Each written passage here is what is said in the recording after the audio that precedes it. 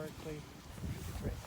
So that washes away that blockage in your throat so that you're able to speak in a proper and a correct manner. So these are the words that were asked to be spoken today to welcome you to our territory and to further discussions. And after that, we'll go for something to eat.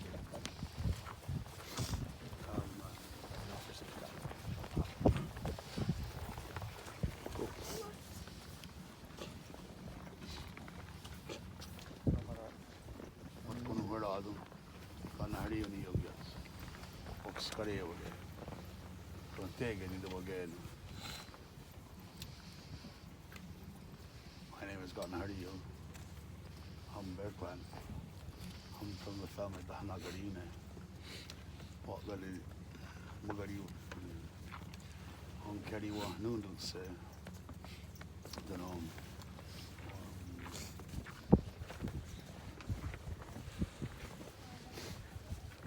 I was appointed and asked by my family, my clan, to be here today, and that I have a business to tend to, and so that's why I'm here. And you and I spoke before, and you made a request to come here and to observe an ancient treaty relationship that our people have with your crown. And asked to polish silver covenant chain, and in accordance to the principles of that. So it's our custom to welcome guests into our territory and to express that you are fully under our safety and our protection and our care and concern for you. And that is of the utmost importance to us, and that we good well-being. And so there was three of us that were asked to come to listen and to talk about business today. And myself and these two gentlemen here. And I apologize, I don't talk very loud for the cameras. I just don't talk very loud. And there's women, the clans, our three clans, they're here with us as well. We're not alone.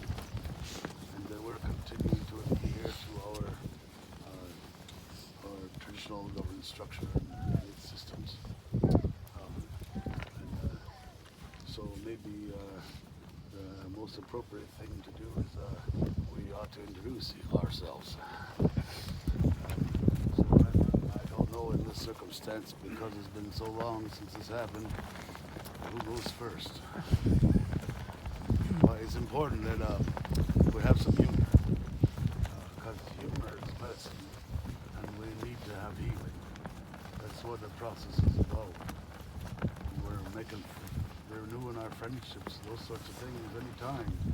We've got to have humor and food so that we can make medicine and heal.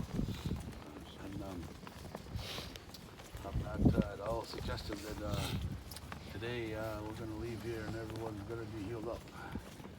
But we're at least it's been an attempt. So, and a reach out. This is a start.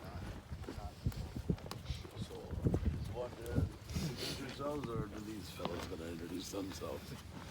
We're in your hands.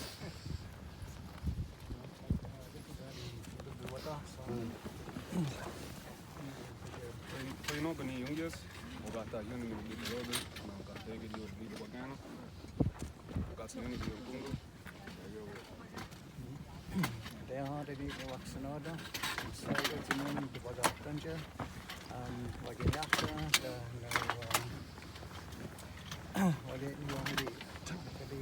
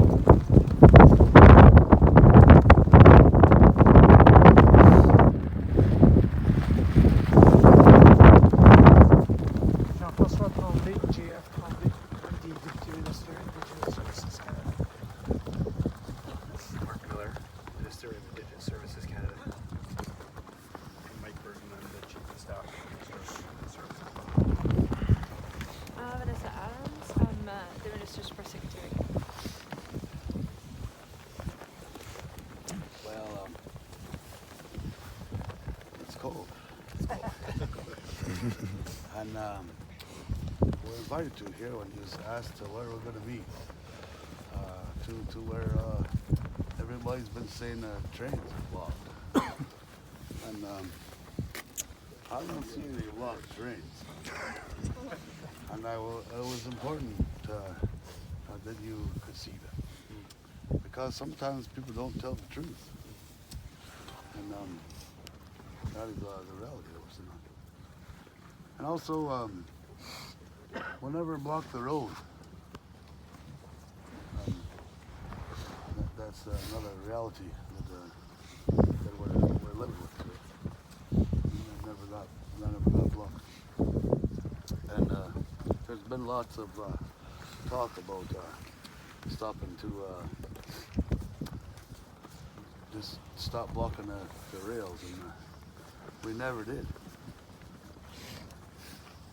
No one ever did that.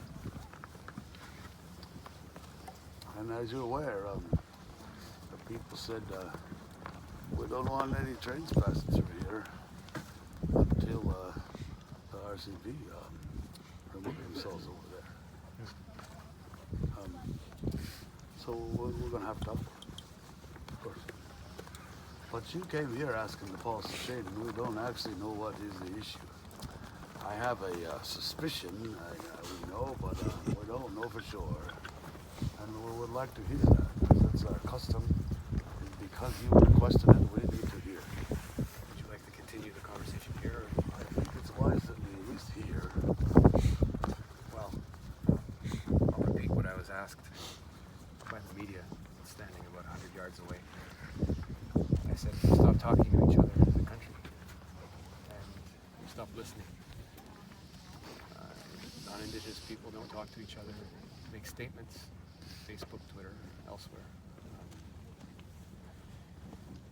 And then we stop communicating. This isn't something that happened yesterday. It's been happening, as you know, because you've been the first victims of it for years. A lot of us have sat on the sidelines, sometimes watching, sometimes not caring, not even knowing. I think throughout all this, and I hear a lot of public statements that are ignorant. I think ignorance is more dangerous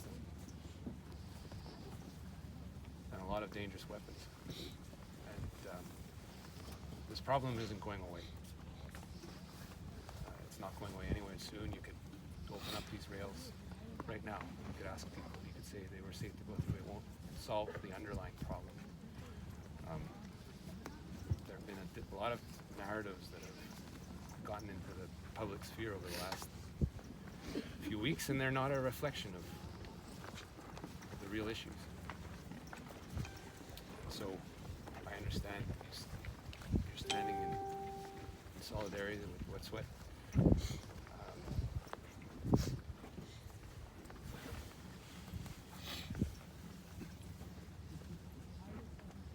They need to be listened to, and this is what, after some hesitation, the Premier of British Columbia has undertaken to do, along with another Minister of the Crown, though that will happen shortly. But should things ease up, it can't be the end of the conversation, because it will be for nothing. And this is not about leaders talking to each other, it's about people starting to talk to each other. And that's my greatest worry, frankly, because I'm an elected official. My greatest responsibility is people's safety in Canada as Indigenous Services Minister to ensure not to dictate what rights you have and not to tell you on what conditions to exercise them, but to fulfill my oath to ensure they're respected. But this isn't something that's easy or linear, or that will happen quickly. And, as we talked about polishing the chain, and I want to acknowledge the amazing work that some of the women in your communities have done to facilitate this conversation. This conversation wouldn't have happened if was just me reaching out. This was facilitated by a lot of very, very strong women who worked very hard in the background to do it. Politicians will say that they called for this to happen, but everyone knows how this meeting happened, and they should go away knowing that it is because of the strength of women in this community that this meeting happened. I don't know what it's going to lead to, but me not knowing what it's going to lead to is a good thing, because it's not happening on my terms, it's happening on your terms. And my hopes is that we can continue this conversation in peace. We don't have to all be of one mind. I'm a non-Indigenous person and I have differences with other non-Indigenous people. I can't expect that to be imposed on you. But we've got to continue talking. And I'll leave it at that. I think people out here are cold, they have warm hearts. So like I said, this isn't going away.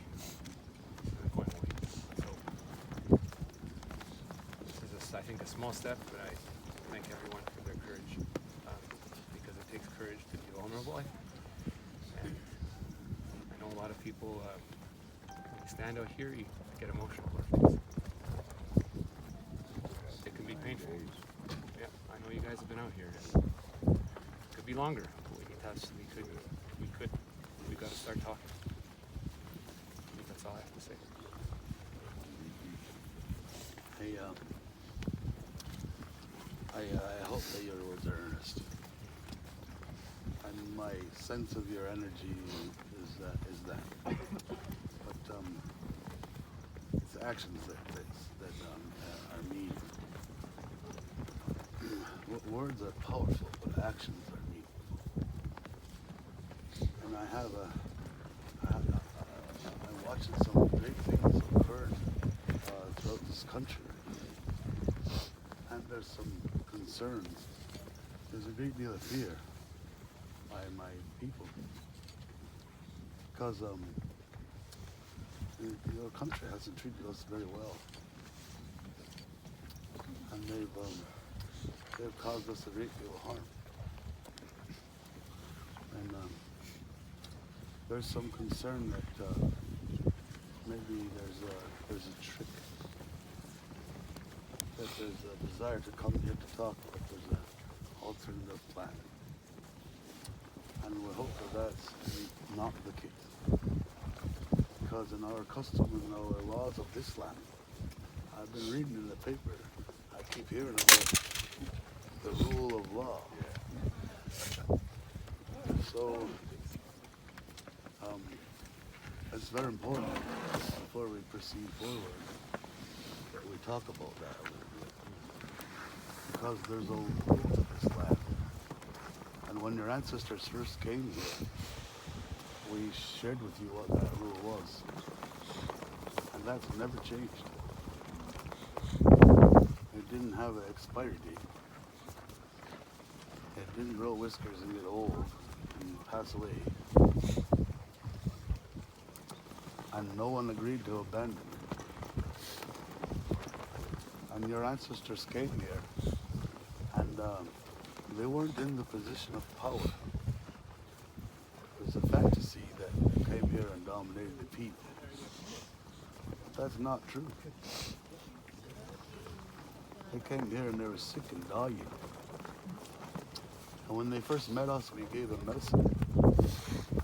And we helped them with scurvy in the St. Lawrence. They had hair on their tongue. And we remember that still. And so there's a want or desire to pretend that came here and dominated us. But that's not true. And it was at a time when we were weak and we were strong that we offered you peace, and we offered you how to live here. And you were not being treated well where you came from. And you ran away from your homeland because you killed your mother. You couldn't drink the water there. You cut all the trees down. and your king took away your access to the deer to eat.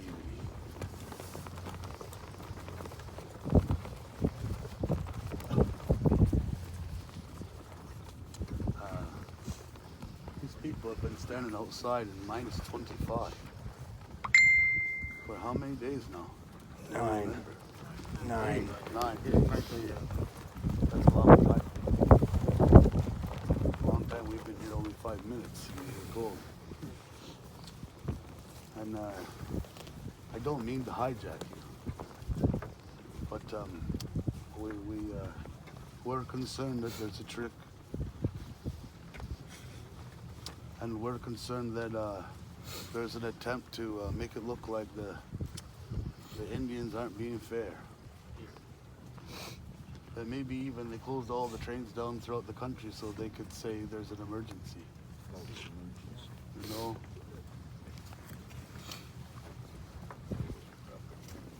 But